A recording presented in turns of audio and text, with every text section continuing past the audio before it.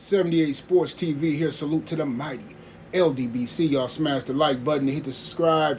Turn on your notification bell so you'll be notified when I drop a new video. And if you're digging the video, please share the video.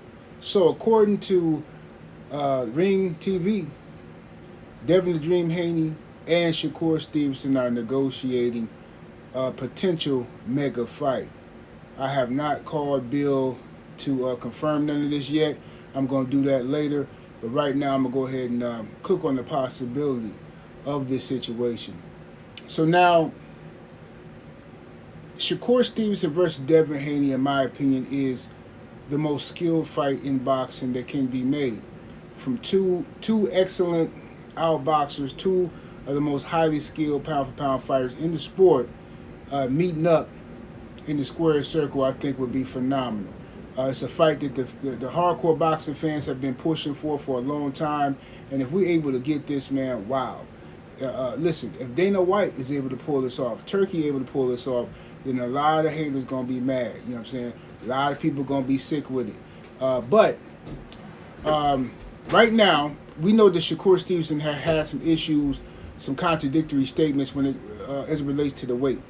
Shakur Stevenson first said that he would move up to fight Ryan Garcia at 147. He was pretty much begging Ryan Garcia to fight him at 147. This is before Ryan fought Devin Haney the first time. And Shakur was still at 135. He was begging Ryan to accept his challenge to fight him at 147. Then Shakur was even practically begging Conor Ben to fight him, saying he would move up to 147 and meet Conor Ben at 147. Then when it came to fight Devin Haney, you know what I'm saying, Shakur started dancing a little bit. Now, we can understand why he's dancing, because he understands that Devin Haney is highly skilled. Devin Haney's a much better fighter than these other guys.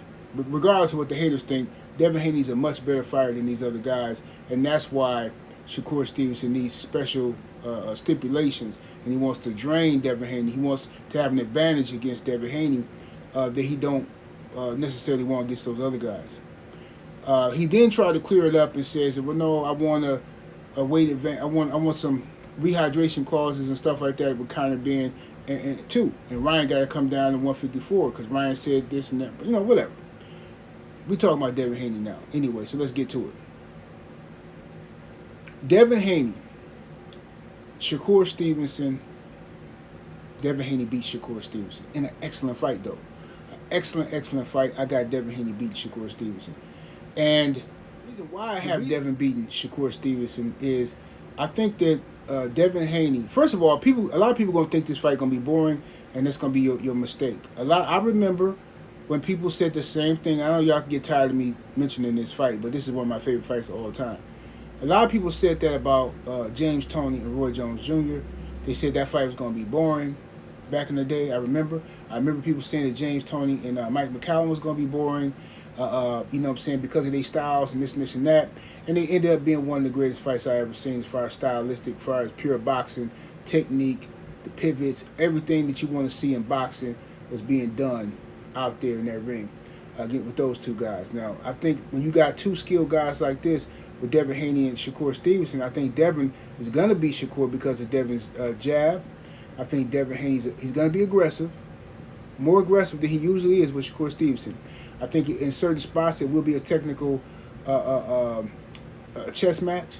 But I think Devin Haney will win on points due to him outworking Shakur Stevenson. I don't believe Shakur Stevenson is going to try to mix it up with Devin. Devin's going to be faster and stronger than a guy like Teofimo Lopez. Yes, Teo is quick and all that kind of stuff. You know what I'm saying? He got fast twitch muscles, but Teo is no Devin Haney. And I think Devin can drop Shakur. Devin can hurt Shakur.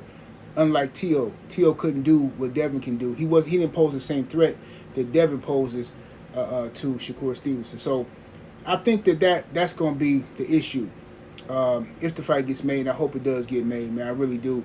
As a fan of boxing, as a fan of Devin Haney and Shakur Stevenson, I would love to see this fight get made. It's a fight that needs to happen for the boxing fans, for the public. We deserve this. You know what I'm saying? Put all the rest of these busters to shame who don't never want to fight nobody.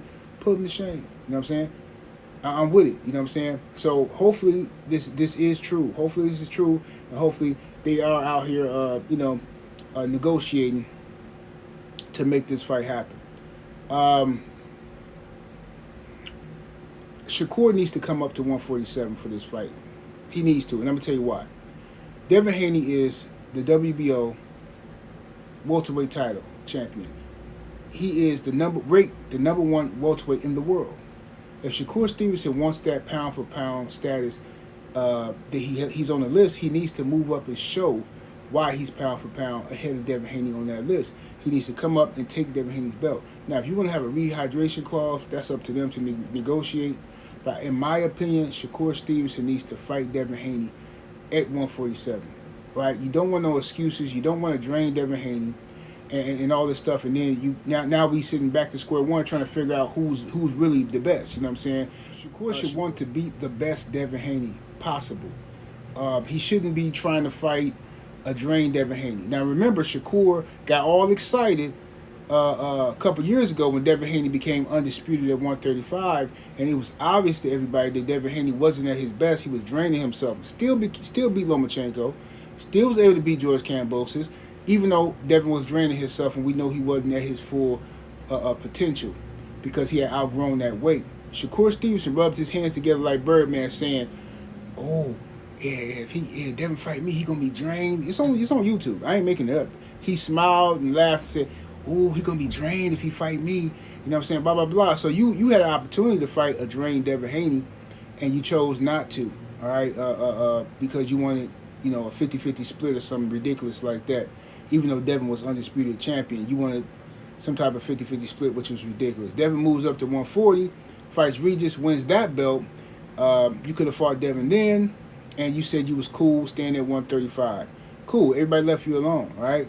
As soon as Devin leaves 140 and goes to 147, then you go invade 140. You see what I'm saying? It's getting kind of sketchy here. You fight T.O. at 140, but you couldn't fight Devin at 140. Now Devin's at 147, and you're saying you don't want to fight Devin at 147. You want to argue about the weight and all this stuff.